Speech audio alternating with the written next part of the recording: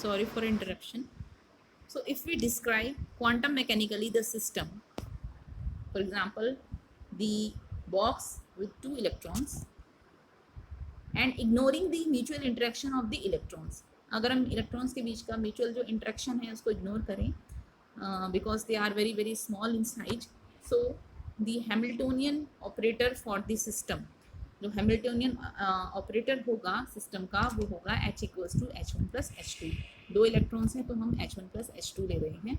And wave function is always productive होता है, ठीक है, एडिटिव नहीं होता है. सो वेव फंक्शन जो होगा दो इलेक्ट्रॉन्स का ऐसे सिस्टम का जिसमें कि दो इलेक्ट्रॉन्स हैं, वेव फंक्शन होगा psi12 is equal to psi1 into psi2.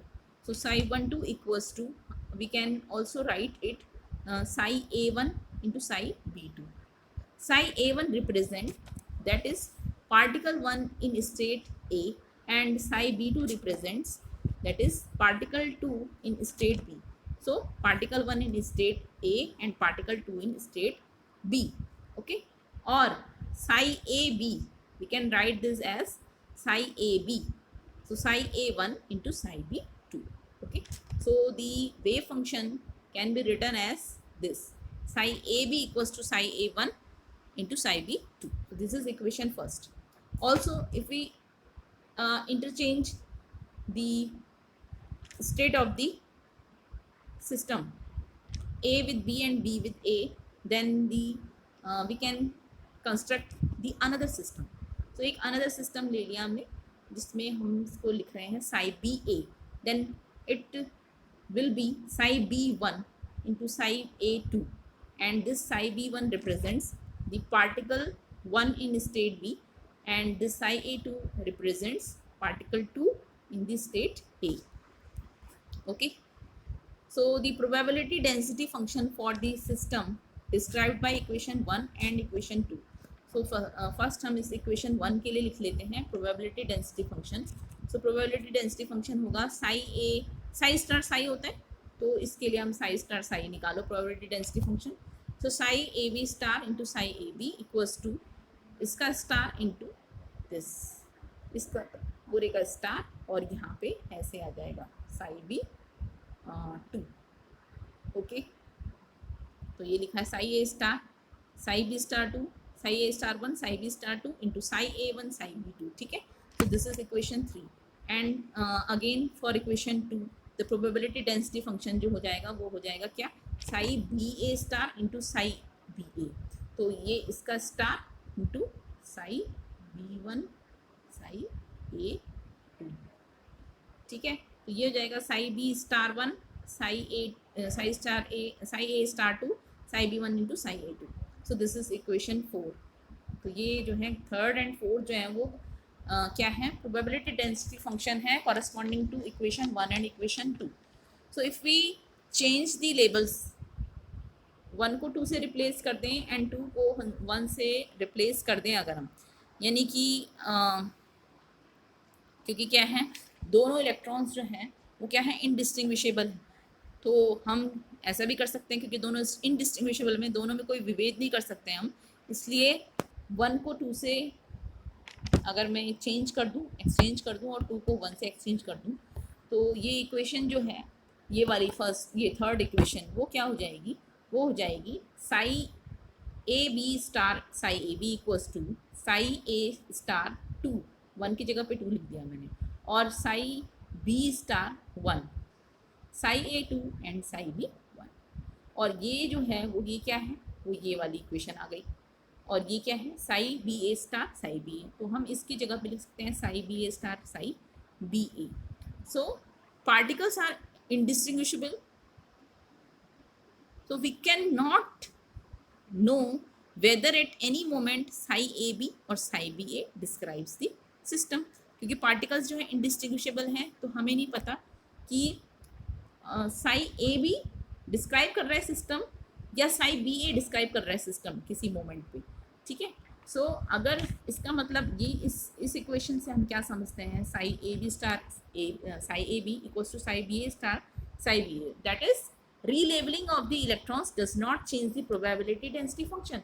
यानी कि जब हम रीलेबलिंग कर रहे हैं, यानी कि 1 को 2 से रिप्लेस एंड 2 को 1 से रिप्लेस कर दें, अगर रीलेबल कर दें, यानी कि जो इलेक्ट्रॉन 1 था उसको हम इलेक्ट्रॉन 2 मान लें और इलेक्ट्रॉन जो 2 था उसको इलेक्ट्रॉन 1 मान लें, रीलेबलिंग कर दें उनकी अगर, ठीक है, तो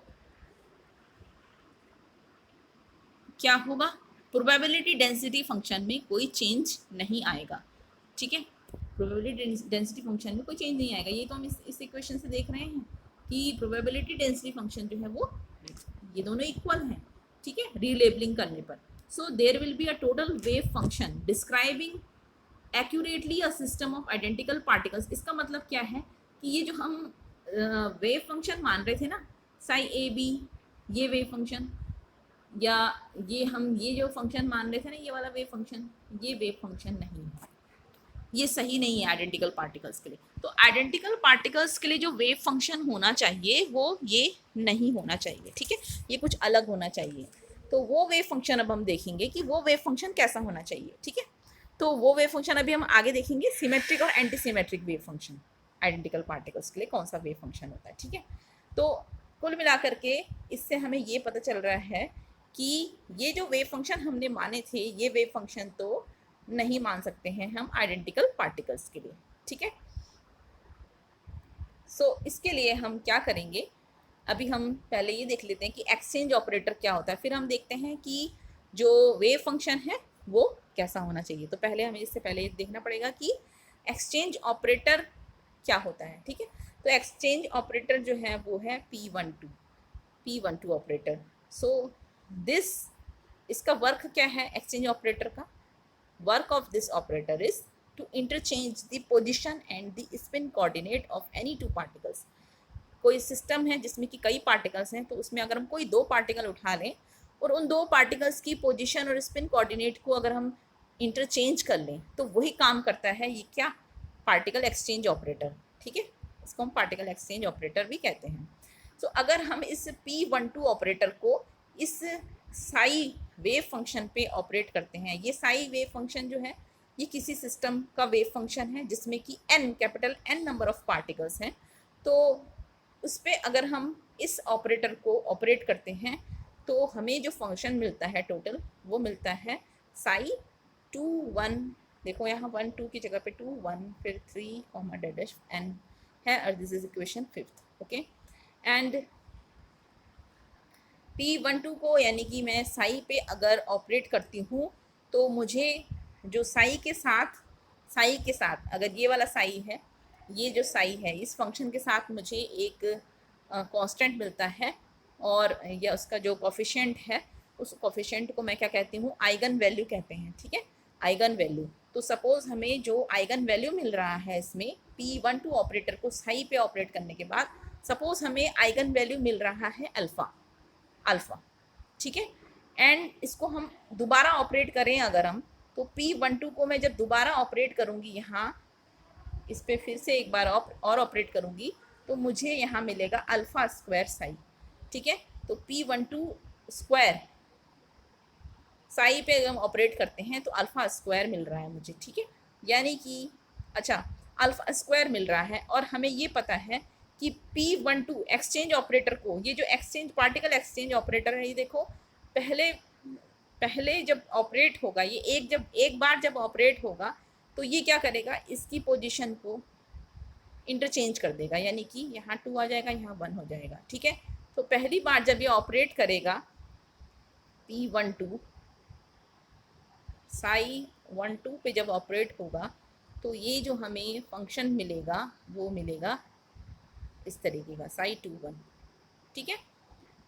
फिर अगेन मैं इस पे ऑपरेट करती हूँ, इस पे अब ये हमें मिल गया है साई, तो मैं इस पे ऑपरेट करूँगी साई 2 1 P12, फिर से मैं इसको ऑपरेट करती हूँ तो फिर मुझे क्या मिल रहा है P12। तो ये क्या है, ये वही वेव फंक्शन है जो हमारा ओरिजिनल वेव फंक्शन था, यानी कि इस वेव फंक्शन पे जब हमने पहले ऑपरेट किया था, एक्सचेंज ऑपरेटर जब हमने ऑपरेट किया था तो हमें साई 2 1 मिला था, ठीक है। लेकिन अगर दोबारा मैं इसमें ऑपरेट कर देती हूँ तो मुझे ये फिर से ओरिजिनल फंक्शन मिल जाता है, ठीक है। तो ये पार्टिकल एक्सचेंज ऑपरेटर का क्या वर्क है, it will bring the particle back to their original configuration that is leaves the wave function unchanged. कब? जब अगर हम इसको क्या करें, एक बार और ऑपरेट कर दें, एक बार हम इसको अगर और ऑपरेट कर देते हैं तो तब हमें ये क्या करेगा, उस फंक्शन को एज इट इज बना देगा जो जिसपे कि इसने ऑपरेट किया था वेव फंक्शन को। ठीक है, इसका मतलब क्या है कि अगर P12 को हमने 2 बार ऑपरेट किया तो उसकी आइगन वैल्यू अगर अल्फा स्क्वायर मुझे मिलती है, ठीक है, अल्फा स्क्वायर अगर मिलती है, ठीक, लेकिन हमें ये प्रॉपर्टी भी पता है कि जब हम 2 बार इसको ऑपरेट कर रहे हैं तो ये जो है साई को अनचेंज्ड रहने देता है, तो इस अल्फा स्क्वायर की जगह पे क्या होना चाहिए, 1 होना चाहिए। तो अल्फा स्क्वायर क्या होना चाहिए, 1 होना चाहिए। ठीक है ना, क्योंकि हम P12 को साई पे ऑपरेट कर रहे हैं एक बार, सपोज इसकी वैल्यू जो है कुछ साई डैश आई है, ठीक है, लेकिन जब हम P12 को दोबारा ऑपरेट कर रहे हैं इस पर तो यहाँ फिर से हमें साई मिल जाता है। ठीक है, तो इसका मतलब क्या है, इसका मतलब ये है कि जो पहले पहले जो इसके साथ जो आइगन वैल्यू थी, यानी कि यहाँ पर अगर मैं बात करूँ P12 और साई पे ऑपरेट किया और सपोज मुझे ये अल्फ़ा वैल्यू मिली है, ठीक है, और दोबारा से ऑपरेट करके मुझे वेव जो है वो वेव फंक्शन जो है वो अनचेंज रहता है, तो इसका मतलब अल्फ़ा स्क्वायर इक्वल्स टू क्या है, 1।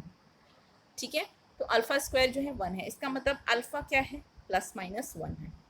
ओके, सो इक्वेशन 6 जो हो जाएगी वो क्या हो जाएगी, equation 6, this equation is P12 psi equals to, यहाँ प्लस माइनस साई लिख दिया मैंने। तो पार्टिकल एक्सचेंज ऑपरेटर को अगर हम किसी वेव फंक्शन पे ऑपरेट करते हैं तो हमें या तो वो wave function as it is मिलेगा या वो वेव फंक्शन की जो डायरेक्शन, ये इसकी जो साइन है वो चेंज हो जाएगी, वो क्या हो जाएगी, नेगेटिव हो जाएगी। ठीक है, तो इससे हमें क्या पता चलता है कि P12 को मैंने जब साई पे ऑपरेट किया तो प्लस माइनस साई मिला, यानी कि P12 Sai 1 2 3 up to n पे जब ऑपरेट होता है तो हमें मिलता है plus minus psi 1 2 3 up to n। So comparing with equation 5, equation 5 के साथ अगर मैं कंपेयर करूँ इस इक्वेशन के साथ, इस इक्वेशन को, किस इक्वेशन को, इस इक्वेशन, सॉरी इस इक्वेशन को, तो we will get Sai 2 1 3 up to n equals to plus minus psi 1 2 3 up to n.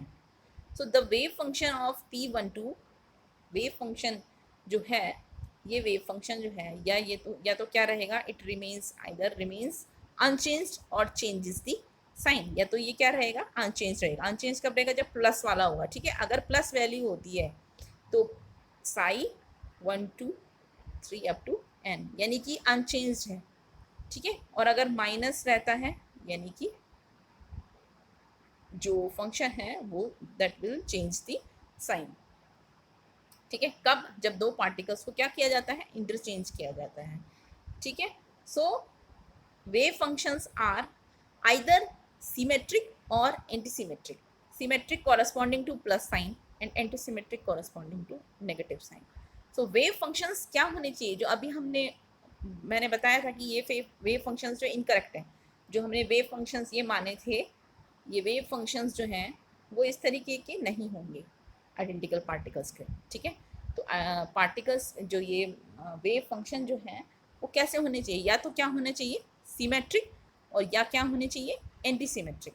So the wave functions are either symmetric, they should be either symmetric or anti-symmetric with respect to the exchange of the position and the spin coordinates of any two particles of the system। अगर हम किसी system में किसी भी दो particles को interchange कर रहे हैं, उनकी पोजीशन और उनकी स्पिन कोऑर्डिनेट्स में इंटरचेंज कर रहे हैं, ठीक है, तो तब जो उनका वेव फंक्शन होना चाहिए, जो ओवरऑल जो वेव फंक्शन होना चाहिए वो क्या होना चाहिए, या तो सिमेट्रिक होना चाहिए या एंटी सिमेट्रिक होना चाहिए। So particle which can be described only by symmetric wave function. अच्छा, तो अब देखो हमारे पास दो तरीके के वेव फंक्शन होने चाहिए, या तो सिमेट्रिक या फिर एंटी सिमेट्रिक। तो ऐसे पार्टिकल्स जो कि वेव फंक्शन कौन से, सिमेट्रिक वेव फंक्शन के द्वारा डिस्क्राइब्ड होते हैं। ठीक है, so particle which can be described by only by symmetric wave function, तो ऐसे पार्टिकल्स जो कि डिस्क्राइब होते हैं केवल सिमेट्रिक वेव फंक्शन से, उनको हम कहते हैं बोस पार्टिकल्स और बोसॉन्स। ठीक है, सो बोसॉन्स बोजॉन्स के लिए जो है psi 1 2 3 n ये होगा plus psi 2 1 3 up to n, and particles having integral spins including zero are bosons. So जो particles हैं जिनकी की इंटीग्रल स्पिन्स होंगी, इंटीग्रल मतलब 1 2 3 अप टू n, ठीक है, ऐसी जो है वो क्या होंगी, स्पिन्स होंगी, और जीरो भी उसमें इंक्लूड है, तो ऐसे पार्टिकल्स हम उनको कहते हैं क्या, बोसॉन्स या बोस पार्टिकल्स, ठीक है। फॉर एग्जाम्पल फोटोन, इसकी स्पिन 1 है, ड्यूटेरॉन स्पिन 1 है, अल्फा पार्टिकल स्पिन 0 है, ground state of helium atom spin 0 है। So these all are the examples of bosons, ठीक है, बोस पार्टिकल्स। एंड ये तो पार्टिकल्स थे जो कि सिमेट्रिक वेव फंक्शन के द्वारा डिस्क्राइब होते हैं। ऐसे पार्टिकल्स जो एंटी सिमेट्रिक वेव फंक्शन के द्वारा डिस्क्राइब हों, ये जो anti symmetric total wave function के द्वारा डिस्क्राइब्ड हों, जिनको कि ऐसे पार्टिकल्स जिनको कि केवल और केवल antisymmetric total wave function ही डिस्क्राइब कर सकता है, these particles are called Fermi particles और फर्मियंस, ठीक है। तो इनके केस में psi 1 2 3 अप टू n जो होगा वो क्या होगा, नेगेटिव psi 2 1 3। मैंने बताया था या तो हमारा जो वेव फंक्शन है वो या तो क्या रहेगा, अनचेंज रहेगा, अनचेंज रहेगा, यानी कि इस वाले केस में दो केस हैं, प्लस या माइनस, तो अगर अनचेंज रहता है तो वो आपका क्या होगा, सिमेट्रिक वेव फंक्शन, और अगर चेंज करता है साइन को तो वो होगा हमारा symmetric wave function, sorry anti symmetric wave function, ठीक है। तो एंटी सिमेट्रिक वेव फंक्शन के केस में क्या होगा, साइन चेंज हो जाएगा, तो psi 1 2 3 up to n is equal to minus psi 2 1 3 up to n।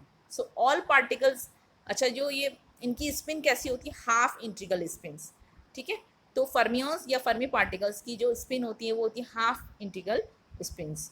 तो ऐसे पार्टिकल्स जिनकी की हाफ इंटीग्रल स्पिन्स होती हैं वो कहलाते हैं फर्मियंस। तो इलेक्ट्रॉन्स, प्रोटॉन्स, न्यूट्रॉन्स, म्यू मेजॉन्स, ये सब क्या है, स्पिन हाफ पार्टिकल्स हैं इनके लिए, तो ये क्या है, फर्मियंस है। Now formulation of Pauli's exclusion principle. तो पॉली एक्सक्लूजन प्रिंसिपल का फॉर्मुलेशन हम देखते हैं, या इसकी स्टेटमेंट क्या है, सब कुछ इसमें देखेंगे और इसका प्रूफ भी देखेंगे। सो अब आप देखोगे कि एंटीसिमेट्रिक और सिमेट्रिक वेव फंक्शन इस प्रिंसिपल को कैसे, पॉली एक्सक्लूजन प्रिंसिपल को कैसे प्रूव करता है, ठीक है। तो इसलिए हमने ये पढ़ा था सिमेट्रिक और एंटीसिमेट्रिक वेव फंक्शन, और एंटीसिमेट्रिक सिमेट्रिक वेव फंक्शन पढ़ने के लिए हमें पहले आइडेंटिकल पार्टिकल्स का पता होना चाहिए, इसलिए हमने आइडेंटिकल पार्टिकल्स को पढ़ा था, ठीक है। सो पॉली एक्सक्लूजन प्रिंसिपल आपको पता ही है, जैसे आपने छोटी क्लासेस में भी पढ़ा होगा पॉली एक्सक्लूजन प्रिंसिपल क्या होता है। So according to Pauli exclusion principle, no two electrons in a multi-electron atom can exist in the same quantum state।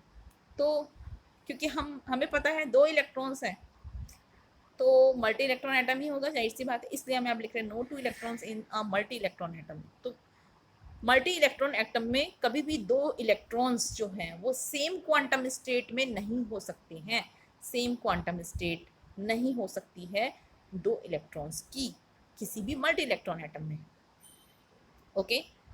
और इलेक्ट्रॉन क्या है, आइडेंटिकल पार्टिकल्स हैं, ठीक है। तो आइडेंटिकल पार्टिकल्स में आपने पढ़े दो टाइप के, एक तो बोसॉन्स और फर्मियंस, ठीक है। तो जो बोसॉन्स हैं वो तो क्या करते हैं, पॉली एक्सक्लूजन प्रिंसिपल का उसको फॉलो नहीं करते हैं, लेकिन जो इलेक्ट्रॉन्स हैं वो पॉली एक्सक्लूजन प्रिंसिपल को फॉलो करते हैं, ठीक है। तो इसलिए हम यहाँ पर ले रहे हैं इलेक्ट्रॉन वाला। फर्मियंस में कौन है आपका, इलेक्ट्रॉन्स हैं। इलेक्ट्रॉन का एग्जांपल देखा था हमने, इसमें इलेक्ट्रॉन्स जो हैं, ठीक है। तो इलेक्ट्रॉन्स जो हैं, दो इलेक्ट्रॉन्स कभी भी सेम क्वांटम स्टेट में एग्जिस्ट नहीं हो सकते हैं।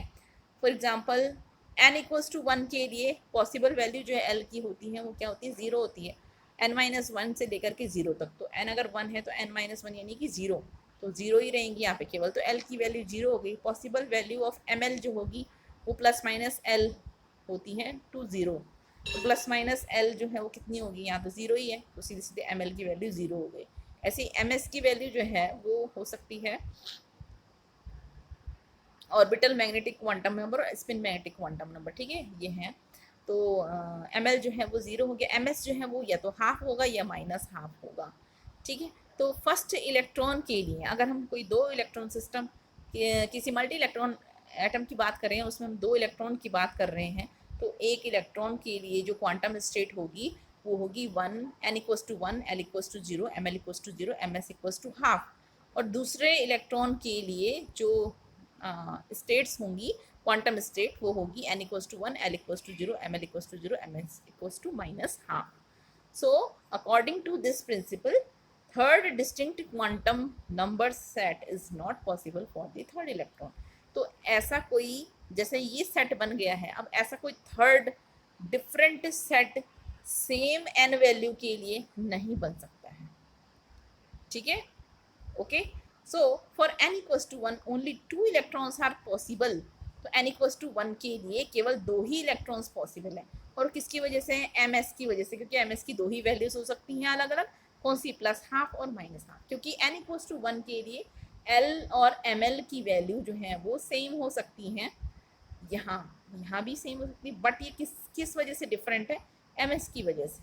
ठीक है, और ms जो है स्पिन मैग्नेटिक क्वांटम नंबर, वो या तो प्लस हाफ होगा या माइनस हाफ होगा। ठीक है, तो इसलिए 2 ही इलेक्ट्रॉन्स केवल क्या हैं? पॉसिबल हैं n इक्वल्स टू 1 के लिए।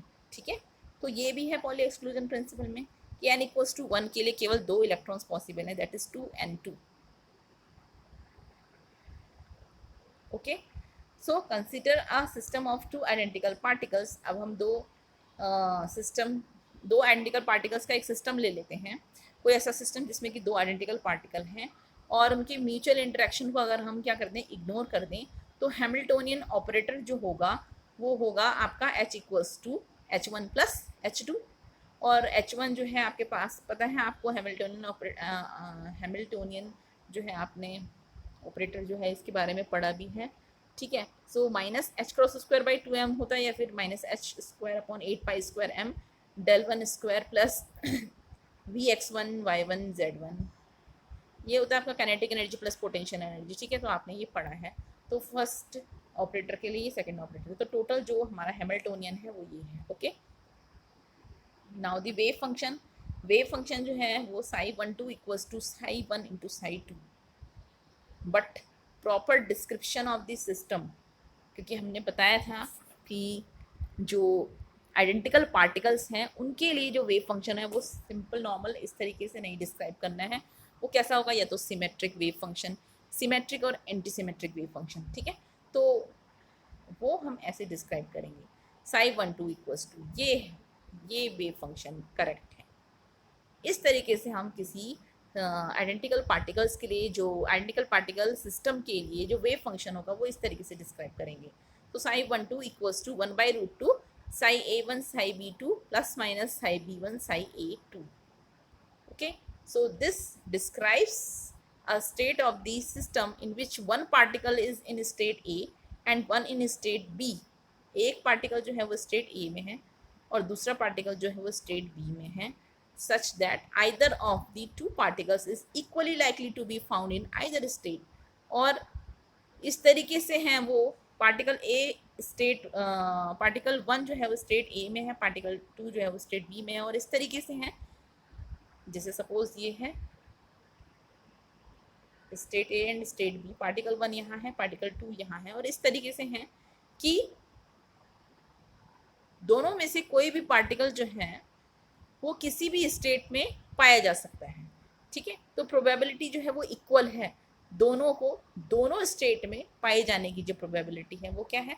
इक्वल है। So if the particles of the system are Bose particles, तो अगर पार्टिकल्स जो सिस्टम के हैं वो बोस पार्टिकल्स हो तो उनके लिए जो वेव फंक्शन अभी हमने पढ़ा कैसा होना चाहिए? सिमेट्रिक होना चाहिए। तो सिमेट्रिक वेव फंक्शन जो है वो क्या होगा?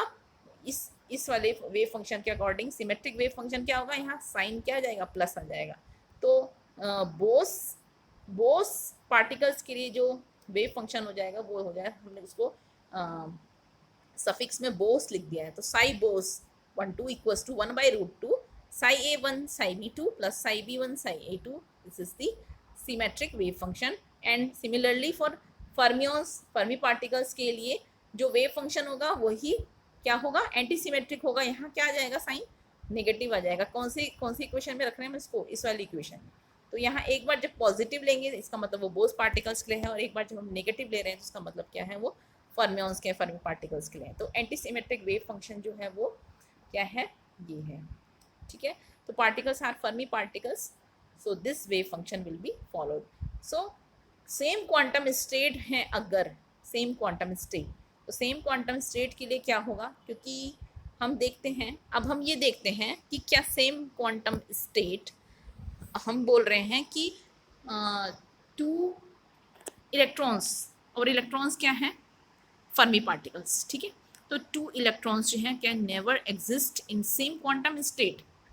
तो क्या हम इन वेव फंक्शंस को लेकर के ये दिखा सकते हैं, प्रूफ कर सकते हैं कि दो इलेक्ट्रॉन्स जो हैं वो सेम स्टेट में नहीं रहते। तो ठीक है, हम देख सकते हैं। अगर हम क्या करते हैं, हम सेम क्वांटम स्टेट ले लेते हैं, यानी कि जो ए और बी हम ले रहे थे, ये दोनों क्या है, क्वांटम स्टेट है। तो इन ए को हम इक्वल्स ले लेते हैं बी के, यानी कि ये दोनों क्वांटम स्टेट सेम हो गए हैं, ठीक है। तो अब हम क्या करते हैं, सबसे पहले हम सिमेट्रिक वेव फंक्शन में देखते हैं, इस वाले वेव फंक्शन में। तो यहाँ साई बोस जो है वो तो क्या आ जाएगा 1/√2, और यहाँ ए इक्वल्स टू बी लिखना है, तो psi b 1 psi b 2 plus psi b 1 and psi b 2, okay. तो ठीक है, ये तो 2 into psi b 1 psi b 2 हो गया, और ये तो ठीक है, तो नॉन ज़ीरो आ रहा है, तो ये फंक्शन जो है वो नॉन ज़ीरो आ रहा है, यानी कि इसका मतलब क्या है। अच्छा चलो दूसरा वाला वेव फंक्शन देखते हैं हम। इस वाले वेव फंक्शन में अगर हम ए इक्वल्स टू बी रख दें, यहाँ हम बी रख दें, तो साई बी 1 साई बी 2 हो जाएगा। तो पहला जो टर्म है साई बी 1, और दूसरा टर्म जो है वो हो जाएगा साई बी 2 यहाँ से, ठीक है। और माइनस यहाँ देखो, यहाँ क्या है, साई बी 1, और यहाँ है साई बी, ए की जगह बी रख दिया, साई बी 2, तो ये तो कैंसिल हो गए।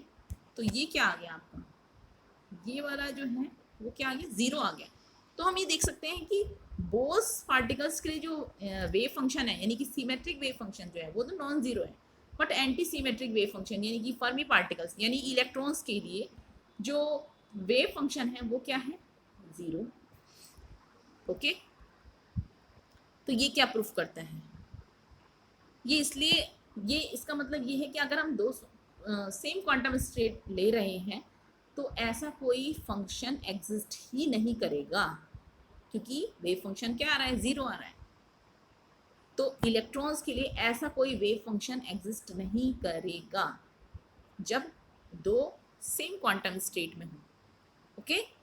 तो इससे ये प्रूफ होता है कि बोस पार्टिकल्स तो सेम क्वांटम स्टेट को शेयर कर सकते हैं, सेम क्वांटम स्टेट को शेयर कर सकते हैं, ये शेयर कर सकते हैं, इनके लिए जो वेव फंक्शन है वो ज़ीरो नहीं है।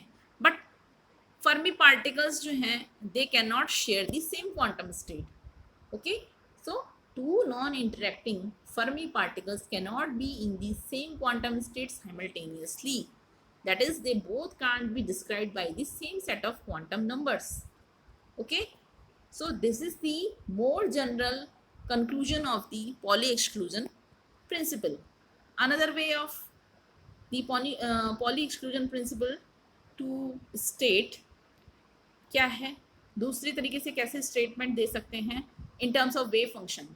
सो वेव फंक्शन के रूप में या वेव फंक्शन की फॉर्म में हम कैसे पॉली एक्सक्लूजन प्रिंसिपल को डिफाइन कर सकते हैं कि if two particles are described by antisymmetric wave function, ठीक है। और हमें पता है वो दो पार्टिकल्स अगर हम बोल रहे हैं कि वो एंटी सिमेट्रिक वेव फंक्शन के द्वारा डिस्क्राइब किए जाते हैं, तो वो पार्टिकल्स कौन से होंगे, वो पार्टिकल्स आइडेंटिकल पार्टिकल्स होंगे, सॉरी वो पार्टिकल्स क्या होंगे, फर्मियंस होंगे, ठीक है।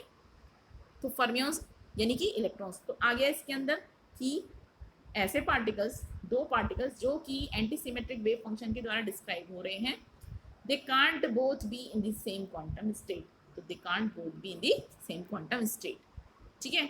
Thus, a system containing the several electrons must be described by an anti-symmetric total wave function. इससे प्रूफ होता है कि सिस्टम जो कि सेवरल इलेक्ट्रॉन्स से मिलकर के बना है, ऐसा system, it can only B described by the anti symmetric total wave function. तो ऐसा सिस्टम जिसमें कि कई इलेक्ट्रॉन्स हैं, तो वो केवल और केवल antisymmetric total wave function के द्वारा ही डिस्क्राइब हो सकता है, okay. The physical significance of this principle is that if this principle were not obeyed, then all electrons in an atom would have been in the lowest energy state. तो अगर ऐसा नहीं होता है, ये इलेक्ट्रॉन्स जो हैं वो पॉली एक्सक्लूजन प्रिंसिपल को फॉलो नहीं करते हैं, तो सारे के सारे इलेक्ट्रॉन्स जो हैं वो लोएस्ट एनर्जी स्टेट में होंगे और एटम्स जो हैं वो एक दूसरे के साथ क्या इंटरेक्ट नहीं होंगे एंड इनर्ट होंगे, ठीक है, एक दूसरे के साथ कंबाइन नहीं होंगे, सो मॉलिक्यूल्स भी फॉर्म नहीं होंगे। ओके, तो this was the physical significance of the Pauli exclusion principle. तो आपके पास जो है पॉली एक्सक्लूजन प्रिंसिपल का statement as well as the proof ये आता है आपके पास एग्ज़ाम में, तो ये बहुत इम्पॉर्टेंट प्रिंसिपल है। और इसी के साथ आज का लेक्चर यहीं पे समाप्त होता है। और क्योंकि मैंने कल इसका PDF आपको सेंड कर दिया था, बट मुझे पता था कि आप लोगों को इसमें कई चीज़ें समझ में नहीं आई होगी, इसलिए मैंने इस पर एक लेक्चर बनाया है आज। तो आज आप इसी को देखो, नेक्स्ट जो है वो कल पढ़ेंगे हम LS coupling and JJ coupling. Okay.